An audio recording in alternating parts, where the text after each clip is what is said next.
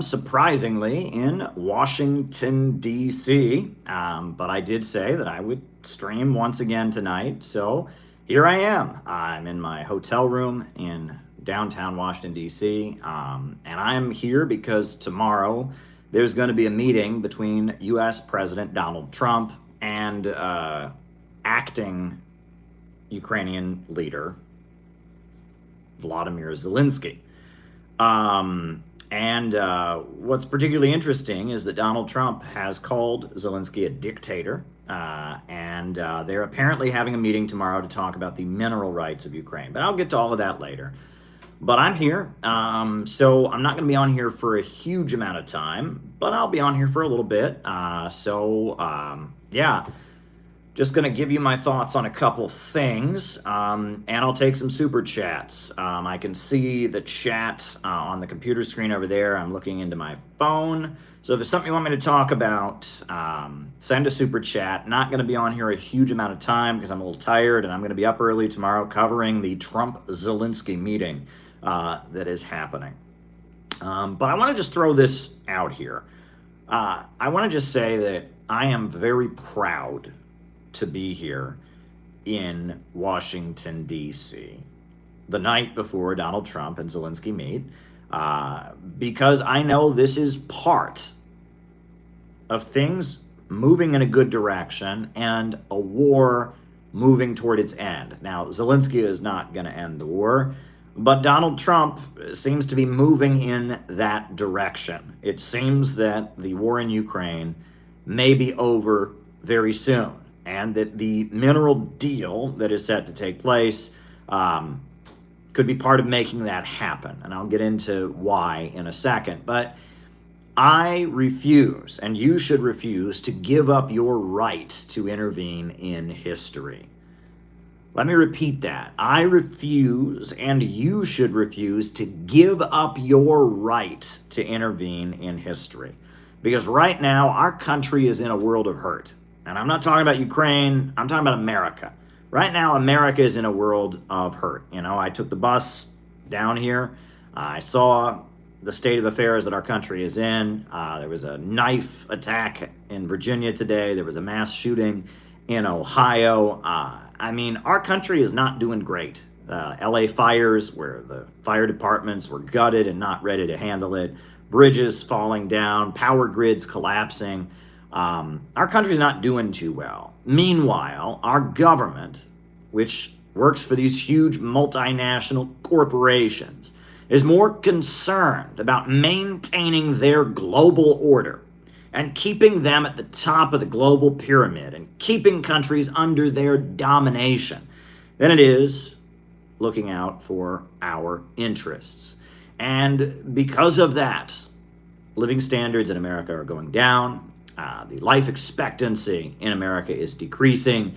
We have got a situation where Americans are getting angrier and angrier and angrier. And our job is to show the American people that their real enemy is at home. Their real enemy is Wall Street and London and the big international bankers and corporations that dominate the world, and that we have a common interest with the people of Russia, with the people of China, with the people of Iran and Zimbabwe and Vietnam and Nicaragua and Venezuela, all the people around the world, all the nations around the world struggling to break out of imperialist domination, share our common destiny and our common purpose, because we need to break out of imperialism right here. We need a government of action that will fight for working families. That is what we urgently need right here in America.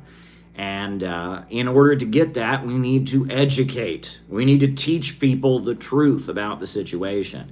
And we need to raise the alarm about the danger of a new world war, about the march toward World War III. And we cannot just sit back and let things get worse, which is what a lot of social media and the internet is designed to make you do. I refuse to accept that. I believe that you can make a difference in history, and I want you to make the choice to make a difference in history, to fight for the next generation, for your kids, etc. So I'm here in Washington, D.C., because when those mineral deals are are signed. I'm going to be reporting on it. Now, from what we understand, it looks like the mineral deal has already been leaked. It's been revealed that that Zelensky will be selling Ukraine's state-run industries and their revenue. About 50% of it is going to go to the United States. The United States is going to be getting access, to Ukraine's natural wealth, its natural resources, its oil, its natural gas, and its minerals. And that is what Donald Trump considers to be repayment for all the aid the United States has given to Ukraine. Now, Donald Trump met with the British leader, and Donald Trump has said that he believes that part of securing peace for Ukraine will be having U.S. workers in Ukraine to facilitate the extraction of its natural resources.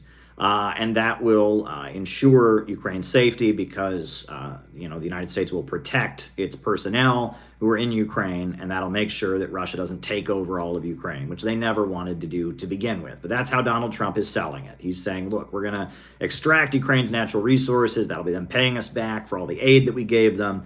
And we'll have Americans there, and Russia will be afraid to attack those Americans who are extracting those resources because they don't want to go to war with America. And so that'll be the way we can move toward peace. Now, that's the way it's being framed. There's a lot more to the story. First of all, we know that Russian Foreign Minister Lavrov and U.S. Secretary of State Marco Rubio met in Riyadh, and now in Istanbul, there are hours of negotiations that already happened today between the United States and Russia about moving back toward restoring full diplomatic relations so that both countries can have functioning embassies in the country with staff that are being facilitated, moving back toward having formal diplomatic and full relations between the two countries. That's what the diplomatic staff are talking about in Istanbul at the meeting that happened today. No politicians are there, only diplomats, and they're working out the details of the bank accounts that need to be opened and the transactions that need to take place so that the USA and Russia can once again be doing business with each other, can be having regular dialogue between the two countries. That is what is being worked out. Now, in that context, Zelensky is already here in Washington, D.C. From what we understand, he landed he's at the military base. I forget which one. Andrews, I think, military base. The name is slipping me. He's there already. We've seen his motorcade. So Zelensky is there. Now, Donald Trump doesn't consider Zelensky to be legitimate. Just today, he called him a dictator once again. And he pointed out that under Ukraine's constitution, they should have had an election a long time ago. And he's outlawed all the opposition parties, and he's thrown people who criticized him in jail. Zelensky is not a legitimate leader. He's not. I mean, I'm sorry, if the Constitution says you're supposed to have an election and you don't have one, you're not legitimate. If you outlaw all the opposition parties, you're not legitimate. Zelensky is not a legitimate leader. And Donald Trump has no shame, no fear in saying that, even though that's been the narrative of the war the entire time. It's democratic, free Ukraine, sovereign Ukraine against evil, authoritarian Russia violating their civil liberties. Donald Trump isn't playing that. He's pointing out that Zelensky is an illegitimate leader according to Ukraine's constitution. He's functioning as a dictator. And it looks like there is a process through which Ukraine is about to sign over its natural wealth to the United States. It looks like a deal is being made. Now, a lot of people are looking into this and saying that Zelensky is just lying. He is exaggerating Ukraine's natural wealth. He's saying they have so much more minerals than they actually have, so much more oil and gas than they actually have. And much of the natural wealth that Ukraine has, even if it is exaggerated, is under Russian-controlled territory in parts of Ukraine that have already joined with Russia, in the Donbas regions, the new republics. So it looks like Zelensky's really not coming from a strong place, but he's about to sign over Ukraine's natural wealth to the United States. And that seems to be part of the process of this war ending. Now, this is all very, very exciting. We are seeing a real change in U.S. foreign policy, a dramatic shift, but these things are taking time, right? With all the lives that have been lost and all the people who have sacrificed their lives to protect the people of the Donbass region from the U.S.-backed regime that has been shelling them and bombing them for years. I mean, Russia's not just going to say, okay, whatever you want, just end the war. No, this is a negotiation process, right? But Donald Trump, throughout the election, he was offered many, many opportunities to say he wanted Ukraine to win. And he refused to say it. And instead, he said he wanted the killing to stop. And it looks like Donald Trump is moving toward fulfilling that promise. We shall see. We don't know, right? We're not there yet. It hasn't happened yet. But it looks like Donald Trump is moving toward fulfilling his campaign promise to actually end this war. And it appears Ukraine is not going to be part of the negotiation process. It will be Russia and the United States that work out the terms upon which this war ends, which proves that Ukraine has never been a sovereign country. This whole narrative that Ukraine was a sovereign country and Russia's violating their sovereignty, bull honky. This war is going to be resolved by Donald Trump and Vladimir Putin, proving that Ukraine never really had a seat at the table. And that's crazy. And that points to what guys like me and you have been saying all along, but it flies in the face of the mainstream media narrative. The mainstream media's narrative on Ukraine is collapsing like a house of cards. The fact that Donald Trump had a big difference with the Biden administration on Ukraine was a big factor in the election, so much so that a Ukrainiac tried to murder Donald Trump. We know that. There is no dispute. This is not a conspiracy. Ryan Roth was a Ukrainiac. Don't let anyone tell you any different. Oh, he was just mentally ill? Maybe. But he was a Ukrainiac. He was a crazed American, went to prison for very serious crimes, got out of serious prison, went all the way to Ukraine, and was a volunteer for the Ukrainian military. And then he came back to the United States and he went to Trump's golf course and tried to kill him. Now, if you want to, if you don't think there's a bigger conspiracy, that's fine. You don't have to think there is a bigger conspiracy. But I suspect there was. But even if that's not the case, it was still a Ukrainiac that tried to kill Donald Trump. The first attempted assassin who shot him in the ear in Butler, Pennsylvania, we don't even know that person's motivations. They have done zero investigation. They have not told us anything. Second guy, Ryan Roth, was a Ukrainiac. So much so he wrote a book that they sold on Amazon all about how much he hates Russia and how much he loves Ukraine, how much he hates Donald Trump for not hating Russia enough like he did. So a Ukrainiac tried to kill Donald Trump. We know that now. At this point, we're waiting to see what happens. Now, the mineral deal is supposed to take place and go down tomorrow. It's already been leaked. You can read what's happening, and it's basically Ukraine saying the United States gets to get rich off of our mineral wealth, and that's what's happening. And this is part of the process of working toward de-escalating the war as talks go on between the U.S. diplomats and the Russian diplomats in Istanbul after last week's historic meeting in Riyadh in Saudi Arabia. Now, this is all very, very, very big. Couple other things that are on people's minds. We all thought we were going to get the Epstein list today, right? We all thought, they said, oh, we're going to release the names of Epstein and all the people that were with him. And we got a giant, they're calling it a giant nothing burger. We got nothing. And we're also still waiting for the JFK assassination files and the Martin Luther King Jr. and RFK assassination files. This is a little frustrating to all of us, right? And it's frustrating to all of us that we haven't seen a peace deal in Ukraine yet either.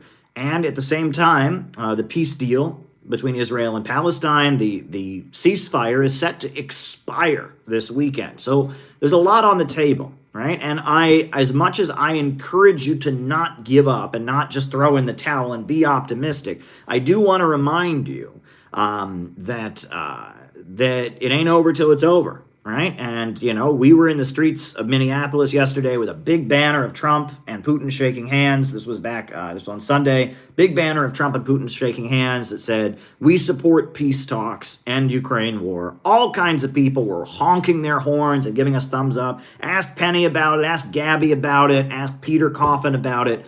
We were out there in downtown Minneapolis, Democrat city, full of Ukrainiacs, and people were driving by, thumbs up, honking their horns, cheering, applauding. This is in a Democrat Party stronghold. It was African Americans that were honking their horns. It was white middle class liberals that were honking their horns. All kinds of people in Minneapolis saw us out there. We had an American flag and a Russian flag.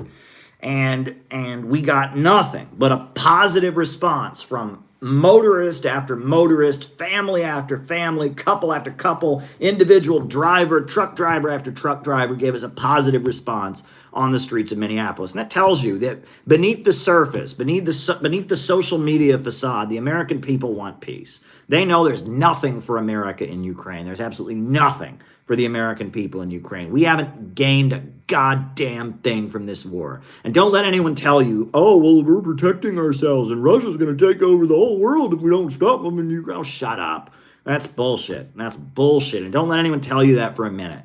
Our government, at the same time that our bridges are falling apart and that our power grids are causing wildfires and falling apart and people don't have jobs and people are living in a low-wage police state, our government pumped billions and billions, hundreds of billions of dollars into a war that had absolutely nothing to do with us, and we didn't get a goddamn thing from it, right? And we know that this is a ripoff. And we also know that Zelensky, this is Seymour Hersh and others have revealed, Zelensky made out like a bandit. His family, they've been lining their pockets. Do you remember when it wasn't enough that we were giving them billions of our taxpayer dollars? They were shaking down every kid at school. Have you donated any money to Ukraine? And every Facebook and every Twitter, and we were all kinds of people. Send $5 to Ukraine, sends $20 to Ukraine. This is the biggest ripoff and scam in American history, right? Zelensky is a criminal, and this war is not only has it had a catastrophic effect on human life. I mean, the death count is in the thousands, the tens of thousands at least. On top of that, this is a money laundering scheme. This is a ripoff. And Zelensky and his relatives have got yachts and mansions, and Seymour Hersh has revealed the generals in the Ukrainian army are stuffing their pockets and hiding their money in accounts, and this is utter theft. This is utter theft like you wouldn't believe, and it looks like it's about to come to an end, and I am holding my breath for this to come to an end, and I'm proud. Even though, hey, I just got back from Minneapolis, I was gonna rest and all that. I'm proud that today got on a bus and got my ass to Washington, D.C. because Zelensky is here. Zelensky, who our president has the courage to say is a fucking dictator, which he is, right? He is a fucking dictator. Russian President Vladimir Putin is not a dictator. I've met him. I have observed the elections. Russian President Vladimir Putin is one of the most popular leaders in the world. He has elections that are internationally monitored. Russian President Vladimir Putin is not a dictator. He just isn't, okay? He's popular. He's a strong man. He gets shit done, and he delivers the goods. And he's not a weakling by any means, but he's not a dictator. He has the consent of the governed. He has popular will. Zelensky doesn't, because Zelensky was elected to do the exact opposite of what he did. He ran for office. He said, I'm going to let people speak the Russian language again. I'm going to make peace with the Donbass regions again. I'm going to do all that. And the Ukrainian people said, great. We want to get along with our relatives and neighbors in the East. We want to be able to speak Russian again. Great. They voted for him. And then he got into office and he did the exact opposite of what he said he was going to do. And he canceled the elections to make sure nobody had a chance to vote him out of office after he lied and did the opposite of what they voted for him to do. And he's outlawed opposition parties. He's targeted the Ukrainian Orthodox Church, right? Christians are being persecuted in Ukraine, so much so that Tucker Carlson has spoken up about it. Tucker Carlson even called out former Vice President Mike Pence about this. And he said there are Christians being persecuted in Ukraine. I mean, it's absolutely crazy. You should see some of the videos. A couple weeks ago, I went to the Russian embassy here in D.C. and I watched a beautiful film they made, about just showing what's happened and how these mobs of Ukrainian nationalists just surround people that are praying and make fun of them and throw things at them. How churches have been looted and they've sold off the property, all because the Ukrainian Orthodox Church claims the heritage of Moscow and says that the peoples of this area have a common heritage. God forbid that. And they have caused schisms in the church, and they have persecuted Ukrainian Orthodox believers like you wouldn't believe. Zelensky is a persecutor of Christians.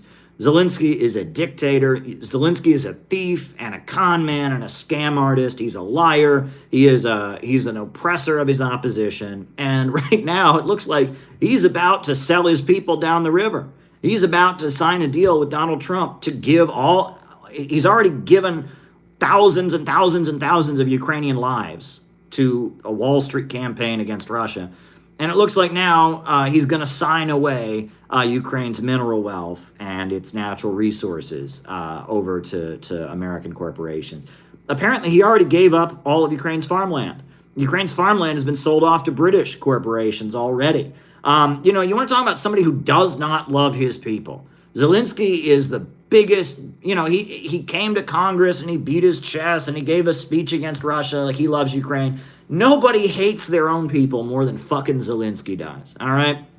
Zelensky has sold his people down the river like you wouldn't believe in exchange for getting to go on TV and wear his costume and put an army helmet on his head and become an international celebrity because he's the leader of a small country in Eastern Europe and become, this global figure. In exchange for being famous and getting a whole lot of money he can shove onto his relatives and hide in bank accounts and pilfer away, Zelensky has sold off his people's flesh and blood in a war that never should have happened, that he was elected to prevent.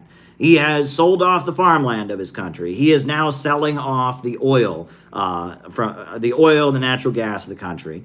If you want to talk about a leader who hasn't done good for his people, you look at Zelensky. I cannot think of a worse leader of a country in our time than Zelensky. Right? This is a guy who told his people, oh, you all want peace? Vote for me, I'll give you peace. He got into office and he started a huge war, and then he canceled the elections, and then he sold off their farmland, and he let the people just keep dying, and he brought in loads of money and scalped money and grifted money from all over the world, and now he's about to sell off his people's mineral rights and about to sell off his people's natural gas and all of this. You talk about a worse leader, someone who does not love their country, right? Donald Trump, his slogan is "Make America Great Again." Zelensky is making Ukraine dirt again. I cannot think of a leader who has delivered a worse job for his people. A lot of Germans will tell you that Hitler was the worst thing in the history of their country, that, Hitler, just absolutely destroyed them, associated them with the horrendous events of the Holocaust and led to a situation where Germany was divided and all of that. A lot of German nationalists say that Hitler, he said he loved Germany, but he obviously is the worst leader that we ever had. Well, Zelensky is going to go down in history as the worst leader that Ukraine ever had. I cannot think of a worse leader of a country than Zelensky. That guy sucks. Zelensky sucks as a leader, right? You want to talk about somebody who did not deliver the goods, did not help his people out in a self-serving way, went into bed with Wall Street and the London Stock Exchange and the globalist European Union entities and sacrificed his people on the battlefield, sold off his country to the highest bidder. That's Zelensky. And he's not popular. There's no way to really know what the Ukrainian people think. The country's in the middle of a war. There's no poll. The fact that he doesn't even feel confident enough to have an election, the fact that he's flipping out over the fact that Trump is saying let's have an election, that tells you right there where Zelensky is at. So look, folks, I am so proud of the Center for Political Innovation. I'm really, really proud of us because we are having a role in stopping this war. And we are. We have not decided that our job is to sit back and let this war happen and let our country be looted to destroy Russia. When this war started, we were in Austin, Texas. We had a huge conference, a conference that was such a big deal that truthorfiction.com ran a story confirming that our conference in Austin, Texas had actually happened and it wasn't an internet hoax. Do you remember this? It was wild. Back in March 2022, soon as the war started, we had a rally in the streets of New York City, and then we had a rally in Austin, Texas. And at that rally in Austin, Texas, we had the Soviet flag and the American flag. And trutherfiction.com still has an article on the website talking about how that conference was not an internet hoax. It really happened. The Center for Political Innovation did it, right? I mean, what else? We were in the streets of New York City. We've been in the streets of many places. We led the World Youth Festival. I went to the World Youth Festival. I spoke directly to Russian President Vladimir Putin, told him that the majority of the American people do not support this war. We raised the Uhuru case. They tried to throw Chairman O'Malley and Jesse Neville and Penny Hess in prison for speaking up the way we speak about Ukraine. And we raised money for their case, and we had a press conference at the United Nations about their case, and we went to their trial, and we raised their case in Russia, and we raised their case, and we were with them at their sentencing, we were with them at their pretrial, at their trial hearing. You name it. Everywhere we go, we have raised this issue. And during the election, we were the peace MAGA, right? Only peace can make America great again. We were in the streets of New York City with a big, huge banner of Trump and Kim Jong-un shaking hands. Only peace can make America great again. And on top of that, we were at Trump's inauguration with the same banner, and also with a banner calling to build a bridge over the Bering Sea, connecting the USA with Russia over the Alaska-Bering Sea. We have been the main voice for peace with Russia. We have distributed thousands of pamphlets. We have been in people's faces calling for this, and we haven't done it in like a guilt kind of way. We haven't been doing it in like, oh, you should care. Oh, you Americans, you got to care about these people. We've been telling people that fighting against the war lobby, fighting against the big oil monopolies and the bankers and the globalists who are marching us toward war against Russia, is fighting in our own interest. It is in our interest as Americans to fight against these big monopolies, because these same big monopolies that want to destroy Russia, that are furious that Russia's not in the toilet like it was in the 90s and suffering, that Russia restored its strength with Putin, and we built Gazprom and Rosneft and lifted that country up, and it's now a competitor. The same international bankers that are furious. How dare Russia rise? How dare Russia be a strong country? They're the same international bankers that have looted this country like you wouldn't believe, and destroyed our jobs and our communities, have been grinding our communities and our country into poverty, and that we have a common enemy with the Russian people, with the Chinese people, with the Cuban people, with the Vietnamese people, the Venezuelan people, the Iranian people, with the Palestinians. We are fighting against a system, imperialism, capitalism in its monopolistic stage, the rule of the world by big bankers who keep their power by keeping the world poor. And we have got to view our struggle for justice against the military-industrial complex and against the low-wage police state and against the low wages and the low conditions in this country and against censorship and FBI repression. We have got to view our struggle as Americans, our struggle for rights and dignity here in America, as part of a global struggle against the imperialist monopolies. That's how we have to see it. And that's the message of the Center for Political Innovation. We have the understanding, the scientific understanding of what we are up against, what this system that we are up against is, and what things would look like if we could break out of it. And that's why I'm very, very proud of us as an organization. Nobody is doing what we are doing. There's people that talk like us and imitate us and such, and there's people who say that they would like to maybe do what we're doing, but none of them are doing what we are doing. We were with the Uhuru defendants at their trial in Florida. We were at the World Youth Festival. We were in the streets of New York City with the Peace MAGA banner. We were at the inauguration with the Peace MAGA banner and the Peace Bridge banner. We are doing it. And if you're a member of the Center for Political Innovation, you are part of history, and you should be proud of yourself. You should be proud of yourself. You have refused to be a passive observer. You have made a choice. I will take history into my own hands. I will make a difference. I will not surrender. I will not just accept and just let history take its course.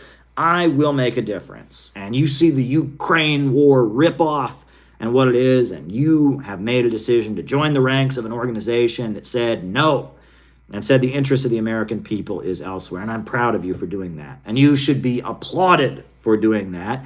And right now, I'll just throw this out there because people are joining. I was quite surprised, right? For a while, membership had slowed down, but then Peter Coffin checked something and adjusted something. People are joining the CPI right now. They're joining. People are joining us on the website. We got a new membership last night. We had 5 new memberships over the weekend. Like, people are joining our organization. Right now, if you sign up and you become a member, your first month is free. You get to see what it's like. You get invited to the meetings. You get to see what it's like. People are joining. People are becoming members. This organization has momentum. Peter Coffin, who is our co-director, a brilliant filmmaker, a brilliant comedian, a brilliant writer, just a really good friend of mine, just an amazing person. Peter Coffin was just featured today on a podcast, yesterday actually, on a podcast by a woman who is now a regular commentator on Fox News. Go and check this out. I shared it. It's on the community page. A regular commentator on Fox News, a woman who quit the Democrat Party and voted for Donald Trump, who is kind of into the rejecting left and right. Evan Barker featured Peter Coffin on her podcast, talked to him for an hour about horseshoe theory, about CPI. He talked about our workshop that we just did. It was amazing. Like, this is utterly amazing, right? Since when has this kind of thing happened? But she liked what we had to say. She liked his horseshoe theory documentary, and you should listen. And it was just like she is saying, I've had the exact same thoughts that you've been having. She's hearing what CPI is all about, and she's eating it up. She's loving it. We're doing it.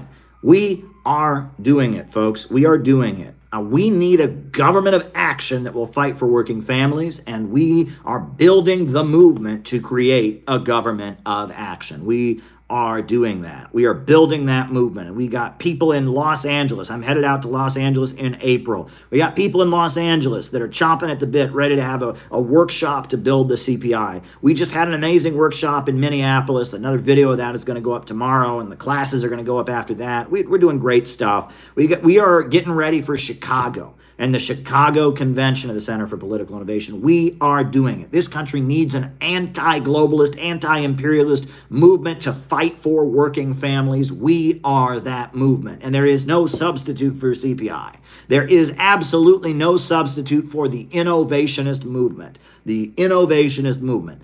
We are doing it. We believe in growth. We believe in creativity. We believe in the beauty of the human spirit, and we have something that nobody else can match. We scare the bejesus out of the globalists. We scare the bejesus out of the pessimists and the haters. We scare them because we have something they can't stop. They can't push back against. They've got no response to us. They've got no response. They can rip pessimistic doomer leftism. I'm jealous. Oh, abolish billionaires. I don't have money, so people who have money should be killed.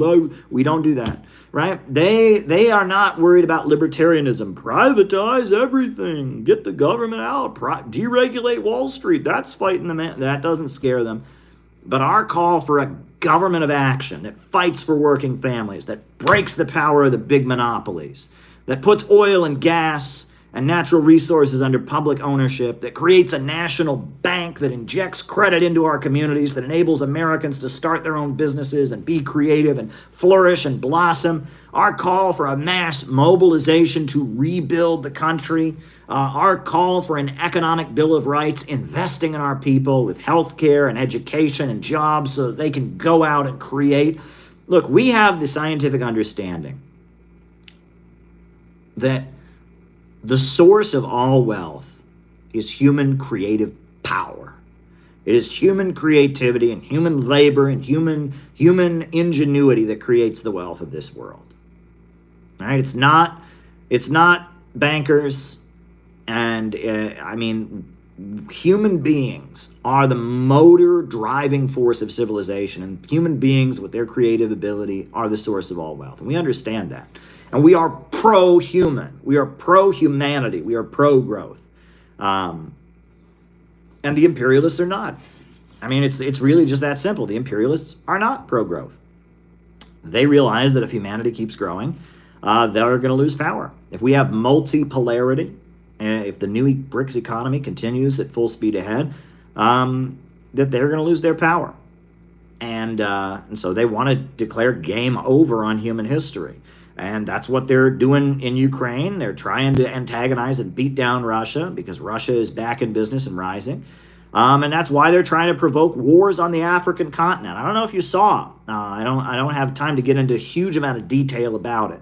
But things are on the African continent are starting to heat up. There were some very big dramatic events in the Democratic Republic of the Congo, the DRC, today. And there's a number of African countries that have broken out of the domination of French imperialism. France was the colonizer.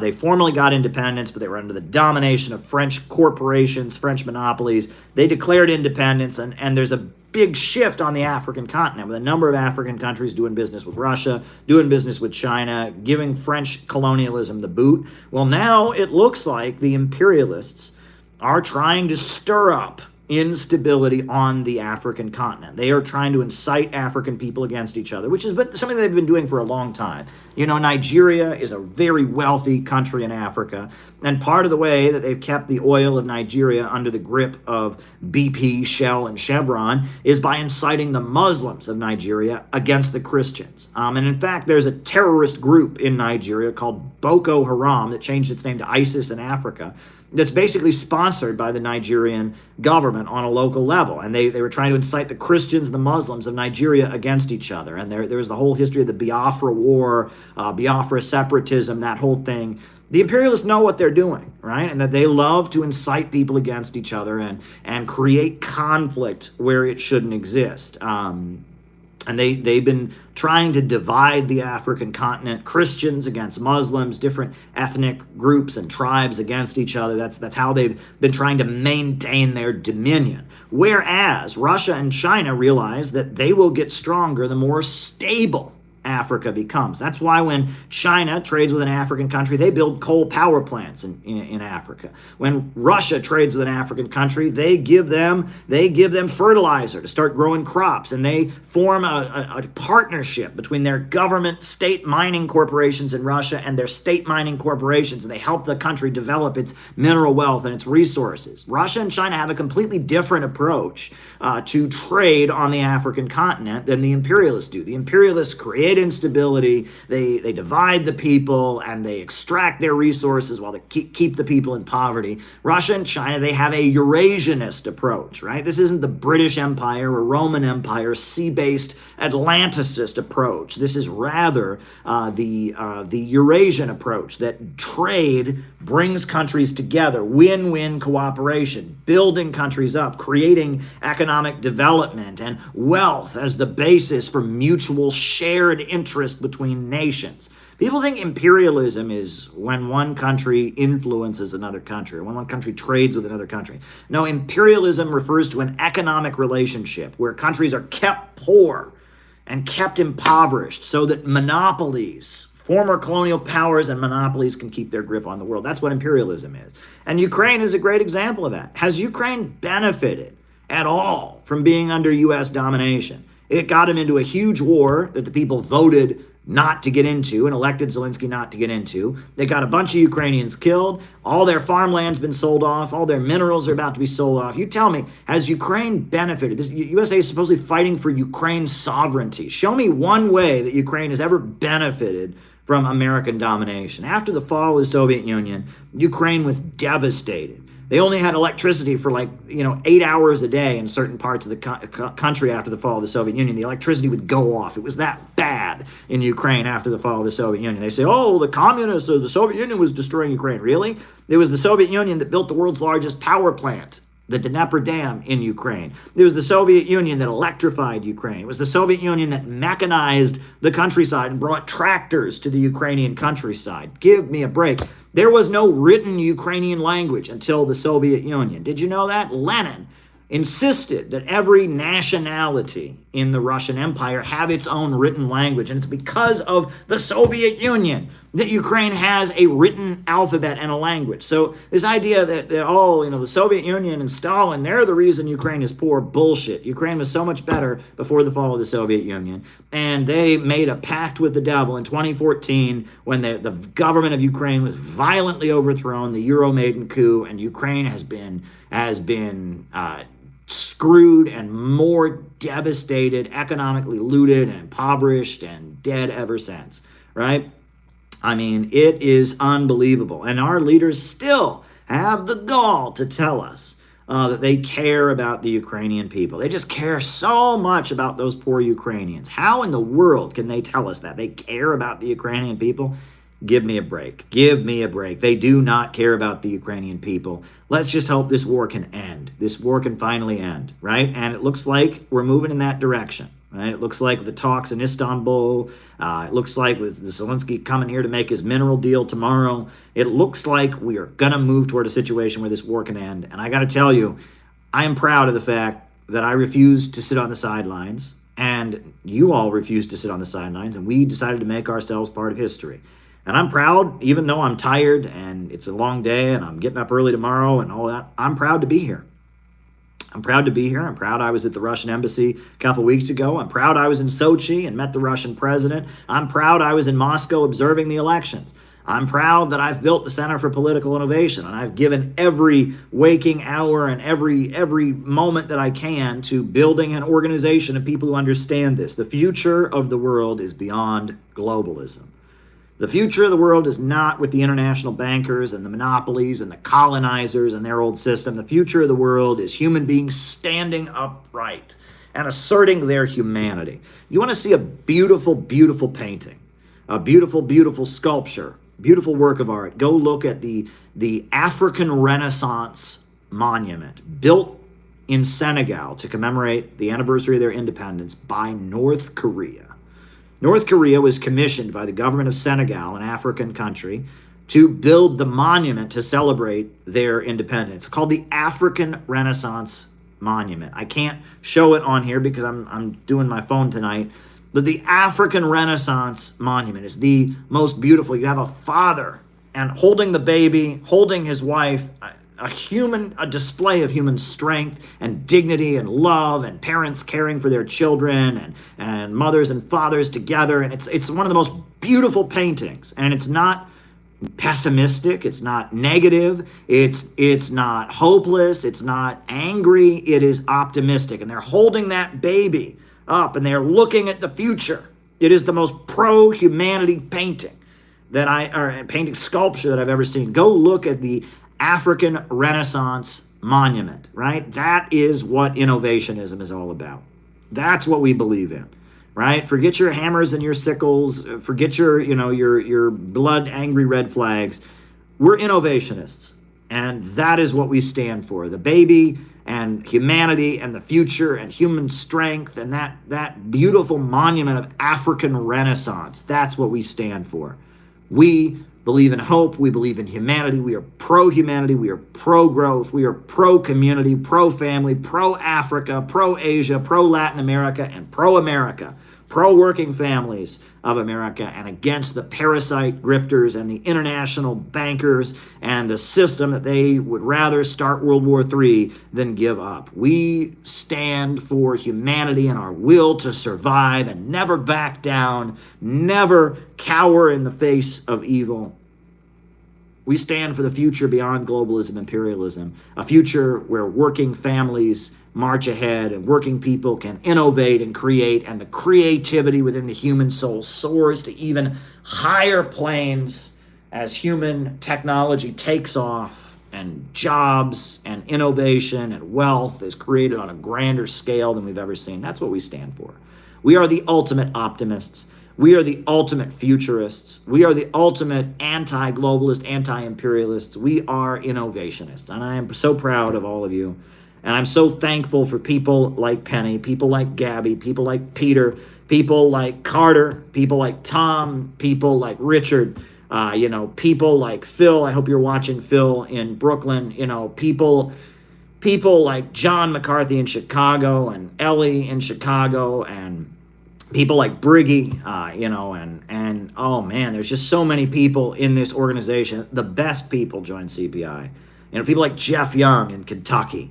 People like Noah in Boston. He was the one telling me about how the Ukrainians are losing their minds. He was telling me today about the Ukrainians and how in Boston the Ukrainians are losing their minds, so upset that we might have a peace deal. People, we have got so many great people in this organization. You really have no idea. People like Connor out in Colorado. Connor is an amazing guy. You have to meet Connor. He's just really, really chill and really, really awesome. Man, we have so many great, amazing people in the Center for Political Innovation.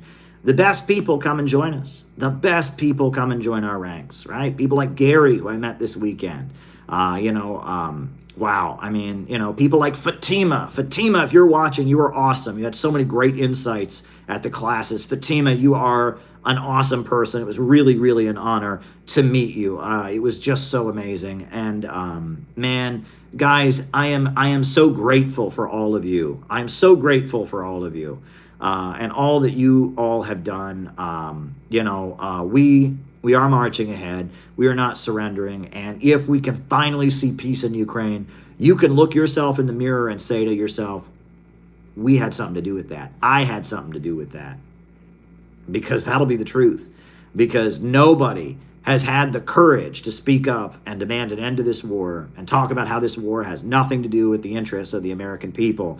No one has spoken up louder about the truth of what this Ukraine war grift money laundering scheme is really all about than us. We have raised it from the heavens. We have stood with Tara Reid. We stood with the Uhuru movement. We stood with Garland Nixon. We stood with Scott Ritter when Scott Ritter they tried to destroy his life. The FBI raided his home. They've tried to frame him up, and they did so many awful things. We've stood with Scott Ritter, and we've platformed Scott Ritter, and we've held him up, and we've chanted Scott, Scott, Scott. We've stood with Scott Ritter. We are the real anti-imperialist, anti-globalists. We are the winter soldiers of anti-imperialism. That is what we are. During the American Revolution, they used to talk about the winter soldiers and the summer soldiers. And there were the summer soldiers. They'd go out and fight when it was warm in the summertime. But then when it started to get cold, they were out of there. And at Valley Forge, when George Washington and all of them were trying to figure out how they could have enough to eat in the cold winter, the people who stood by the American Revolution, even when it was difficult, those were the winter soldiers. Center for Political Innovation is a winter soldier organization. We are in this no matter what they say about us on the internet. We are in this no matter how cold it gets. We are in this no matter how much the pressure is. We will never abandon our friends. We will never abandon our friends. We will stand by the forces of anti-imperialism. We stand with Russia. We stand with the Uhuru movement. We stand with Scott Ritter. We never abandon our friends, and we never back down, and we never surrender. We are the real deal. We are the real deal, and I am very, very proud to be part of the real deal. I am proud to be part of the real deal, and proud that I have kept my energy high, and proud that I'm here in Washington, D.C., as we're seeing a mineral deal that looks like it's going to be part of this war finally wrapping up. And I just want you to say a prayer if you're a religious person. Obviously, if you're not religious, you don't have to pray. Everyone's freedom of religion is one of the founding principles of this country, but pray for the families of Donbass, the people who declared independence from that U.S.-backed regime that was imposed on them 8 years ago, and declared independence and got bombed and shelled for 8 years, who recently voted to join with the Russian Federation. Pray that they can get peace and recognition, that finally their right to say, we speak Russian, we are proud of our heritage, we're not tearing down our World War II memorials, you're not going to drag us to court for speaking our own language. Pray that they will finally get their rights, their autonomy as a people recognized in writing. Pray that they will finally get the peace and justice they deserve. When I was in Sochi, Russia, I met a young man, a young guy, 18, 19 years old. He's from Lugansk. And, he was a college student. He was going to his first year of college. And then a war happened. And so what did he do? He left school, and he picked up a gun to defend his community, to defend his people, to defend his country, to defend his nation, to defend the legacy of the Allies in World War II, the legacy of America and the Soviet Union and all the countries that defeated fascism. And he did the most manly, the most masculine, the most fatherly, patriarchal thing, and he defended his community, and he picked up a gun to defend his community. And it was an honor to shake his hand. It was an honor. It was an honor to shake his hand. It was an honor to speak to somebody who could do such a heroic thing, to defend his community. I think about some of the old pioneer songs and all of that, and I think about our American history and the right to bear arms, the Second Amendment, and all of that. And I think about those people in Donbass that said, from my cold dead hands, you Ukrainian nationalist Nazis, from my cold dead hands. You want to take down the World War II memorial? You want to take down the memorial to our grandfathers who beat Hitler? From my cold dead hands, from my cold dead hands. You're going to have to go through me. You want to do that? I think about these people. These are real heroes in Donbass. These are heroes if there ever were heroes. These are community militias, and it's something we've never seen before. Look, I just got to tell you, it doesn't fit any of our Western political categories. When the Donbass republics, Donetsk, Lugansk, when they declared their independence, they created the Donetsk People's Republic, the Lugansk People's Republic. If you saw the buildings, the government buildings that they seized, they had the hammer and sickle, the Soviet flag, and they had the Orthodox icon of Jesus. Right? Now, we know that during the early years of the Russian Revolution, there was heavy persecution of the Christian church. We know that the Christian church considers communism to be an atheistic ideology they oppose, but they go together.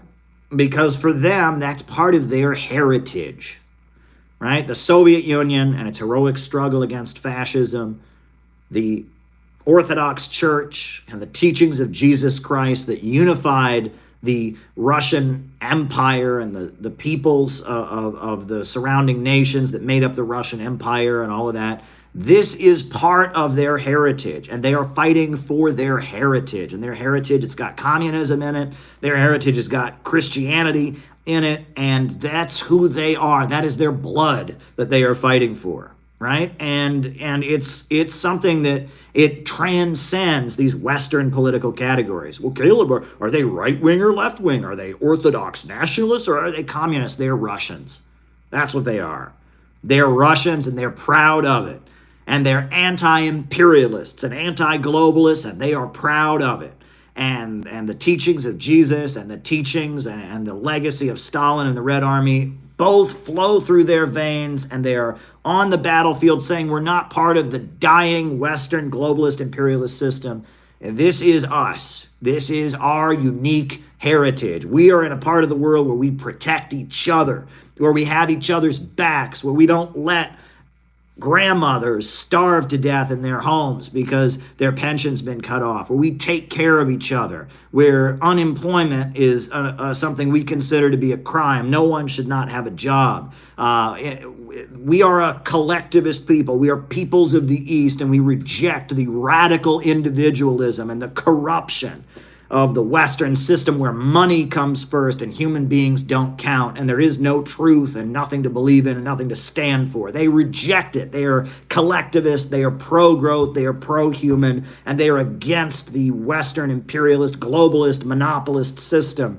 And there's a lot of parts of their heritage, but they all come together to reject that system, right? And it's beyond some mathematical political formula that we have in the West, but it's beautiful and it's the future. And that multipolarity that they're fighting for on the battlefields of Donbass as we speak, and I mean, that is the future of the world. And I believe there's something very American in that spirit, because I know, I'm not a Native American. My ancestors came from Ireland. And some of them, they came from France before they were in Ireland. And I know my ancestors came here because they wanted a better life. And I know African Americans, they didn't have a choice in coming here. And they were subjected to genocidal conditions, the transatlantic slave trade, and it was absolutely horrendous. But the African Americans of America and the Caribbean and they're the people that survived all of that horrendous treatment. And I know a lot of people in the Latino community, right? Their parents jumped over fences or came here and made huge sacrifices. There's something very, very American about fighting for your people, fighting for your family, fighting for your community, and refusing to give in, even in the face of the most genocidal, atrocious crimes. The black people that refused to surrender, that survived horrendous genocidal treatment and created beautiful literature and art and some of the most amazing athletes and musicians and writers in history. I mean, you think about our American culture and all that we've done and how this country has been created. You think about the Latino people and all that they've contributed to this country. There's people from Asia here who've done amazing things. I mean, it's like this is a melting pot of people who don't give up.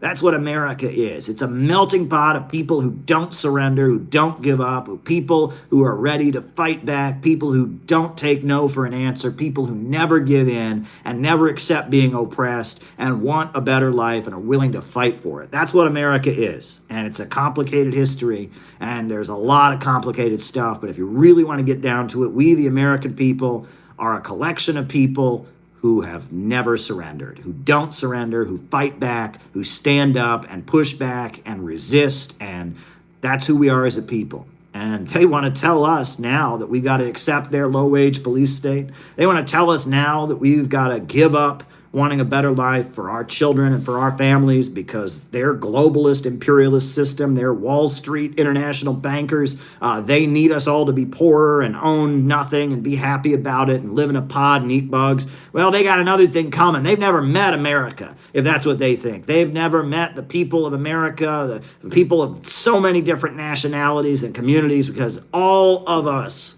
are people who don't surrender and don't back down. They have never met America. And the working families of America are going to fight back. We are going to kick your ass. And we're going to build a government of action that fights for working families. That's what we're going to create right here in America. We are going to build a society where human creativity and growth and that flame of passion that they just can't extinguish within us, that drive to innovate and create and change the world, where that drive to innovate and create just blossoms like you never believed. We are going to build an innovationist society here in America on the ashes of imperialism. And it's going to be utterly amazing. The high-tech, beautiful future that we are fighting for here as we stand against the globalists and the imperialists and their low-wage police state. I am so excited about what we at the Center for Political Innovation are laying the foundation for the resurrection of this country on the ashes of imperialism, globalism, of a new order based on brotherhood, friendship, and cultivating the human spirit and celebrating the potential of every human being. I love America. I love the working families of this country. I am opposed to globalism, imperialism. I'm with Russia. I'm with China. I'm with Iran. I'm with Venezuela. I'm with Cuba. I'm with Nicaragua. And I am against the globalists and the imperialists, and I am for a whole new world. Dare to struggle. Dare to win. Never back down. We are the future. And I am proud to know every single one of you. Join the Center for Political Innovation if you're not already a member. If you are a member, you should be proud of yourself because you are marching ahead into the future. We never back down. We never surrender. And you are the future, and we are winning. Good night, folks.